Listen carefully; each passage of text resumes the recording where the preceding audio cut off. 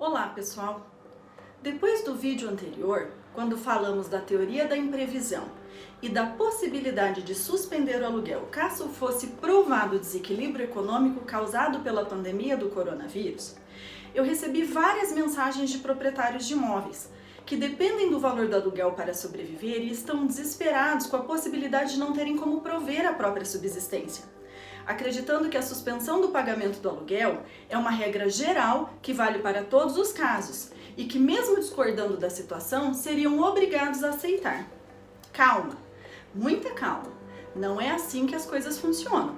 O que precisa ficar claro é que esse momento de crise causada pela pandemia não pode ser utilizada como especulação ou oportunismo para obtenção de vantagens indevidas de suspensão, redução ou até mesmo isenção do valor do aluguel, sem que o inquilino realmente faça jus a esse direito.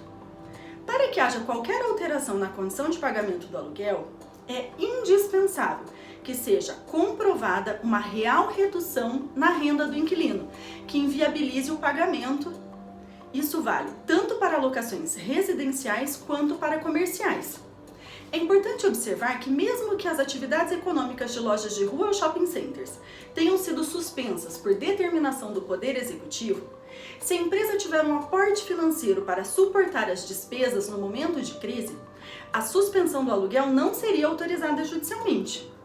Isso também vale para igrejas que estão impedidas de realizar culto religioso.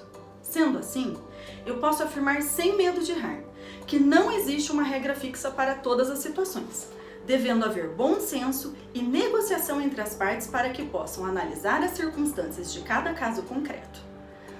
No que se refere à negociação propriamente dita, o ideal seria buscar a intervenção de um advogado, que além de intermediar a situação, ele tem aptidões técnicas para garantir seus direitos.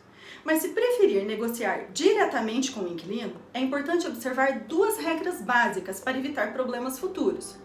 A primeira regra seria fazer tudo por escrito.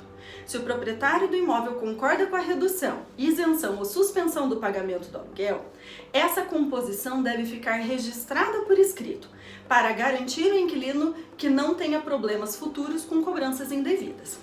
A segunda regra seria estabelecer um prazo de vigência para as novas condições de pagamento, ou seja, deixar claro que eventual alteração na forma de pagamento do aluguel terá validade por um período certo e determinado de tempo. Não convém deixar sem prazo ou simplesmente escrever pelo tempo que durar a crise, pois fica muito subjetivo e certamente será objeto de discussão em ação judicial posterior. Finalmente, eu deixo uma dica de ouro para inquilinos e proprietários. Conversem diretamente ou por meio de seus advogados. Apresentem seus argumentos e as provas. Se coloquem um no lugar do outro e mantenham sempre o bom senso nas negociações. Simplesmente deixar de pagar o aluguel, pensando que a crise instaurada pelo coronavírus irá justificar ou isentar o adimplemento da obrigação, é um erro terrível que trará ainda mais prejuízo ao inquilino, que sofrerá uma ação de despejo e terá que arcar com custas processuais e honorários de sucumbência. Espero ter te ajudado. Se ainda ficou alguma dúvida, entre em contato. Cuidem-se, até a próxima!